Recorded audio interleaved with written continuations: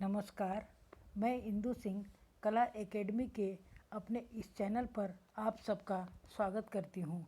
Video की इस series में नेट सेट सिलेबस के मुख्य बिंदुओं पर आप सबका ध्यान आकर्षित करना चाहती हूँ। परीक्षा की दृष्टि से इन पॉइंट्स को याद रखना आसान होगा। आज इस वीडियो में शिवरानी देवी द्वारा लिखित प्रेमचंद्र घर में के मुख्य बिंदुओं की चर्चा करते हैं। तो आइए वीडियो का शुरुआत करते हैं। प्रेमचंद्र घर में एक जीवनी है।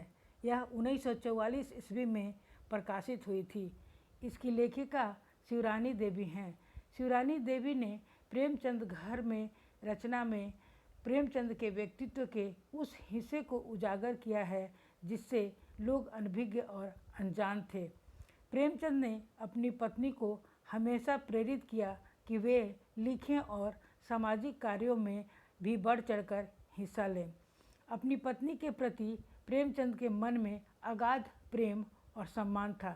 जीवन के अंतिम क्षणों में भी उन्होंने साहित्य रचना का साथ नहीं छोड़ा था। पत्नी के प्रति उनका लगाव और भी बढ़ गया था। प्रेमचंद की जीवनी उनके बेटे अमृत राय ने कलम का सिपाही नाम से और मदन गोपाल ने कलम का मजदूर नाम से लिखी थी, जिसमें लेखक की अपनी कल्पनाएं भी शामिल की गई होगी। शिवरानी देवी द्वारा लिखी गई इस जीवनी की हर घटना खड़ा सोना की तरह है, क्योंकि शिवरानी देवी ने उनके साथ उन पलों को खुद जिया और महसूस किया है। प्रेमचंद के व्यक्तित्व की साफगोई को जिस तरह से उनकी पत्नी ने बयान किया है वह हिंदी साहित्य प्रेमियों के लिए पठनीय है।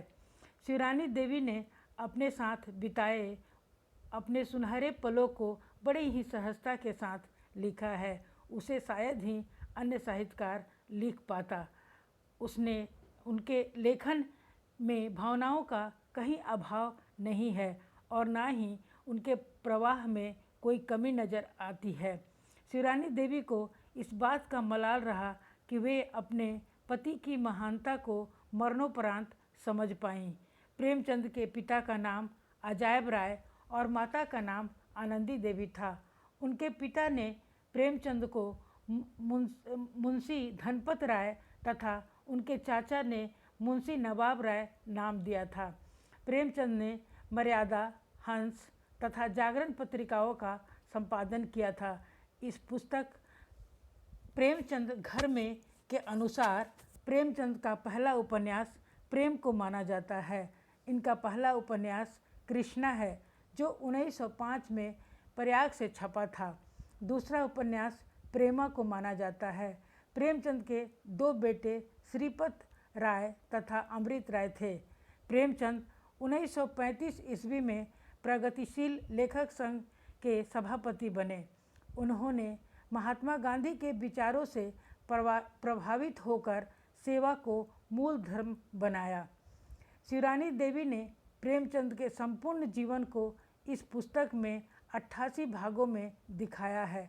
पुस्तक की श्रद्धांजलि बनारसी दास चतुर्वेदी तथा आमुख शिवरानी देवी ने लिखा है। हिंदी साहित्य में प्रेमचंद की पहली जीवनी प्रेमचंद घर में 1944 ईस्वी में लिखा गया था। दूसरी जीवनी उनके पुत्र अमृत राय ने कलम का सिपाही 1962 ईस्वी में लिखा था। तीसरी जीवनी कलम का मजदूर 1954 ईस्वी में श्री मदन गोपाल ने लिखी। मूल पुस्तक अंग्रेजी में लिखी गई थी। बाद में श्री मदन गोपाल ने इसका हिंदी में अनुवाद किया था। प्रेमचंद की मृत्यु के बाद शिवरानी देवी का यह विलाप हृदय को छू लेता है कि जब तक जो चीज़ हमारे पास रहती है तब तक हमें उसकी कदर नहीं होती, लेकिन जब वो हमसे ओझल हो जाए तो हमारा मन पछताता रहता है। फिर हमारे पास दुखी होने के अलावा कोई और विकल्प नहीं रहता है। इस आत्मकथा का दूसरा संस्करण हिंदुस्तानी पब्लिशिंग हाउस इलाहाबाद से 1952 ईस्वी में छपा था। दूसरे संस्करण को तैयार करते समय शिवरानी देवी ने अपने नाती प्रबोध कुमार की मदद से इसमें कुछ चीज़ें जोड़ी घटाई थी। धन्यवाद। आने वाले समय में हम विभिन्न परीक्षाओं की तैयारी के लिए महत्वपूर्ण बहुत सारी जानकारी लेकर आने वाले हैं। इसीलिए कृपया इस वीडियो को लाइक, सब्सक्राइब एवं शेयर करें। वीडियो देखने के लिए आप सबका बहुत बहुत धन्यवाद।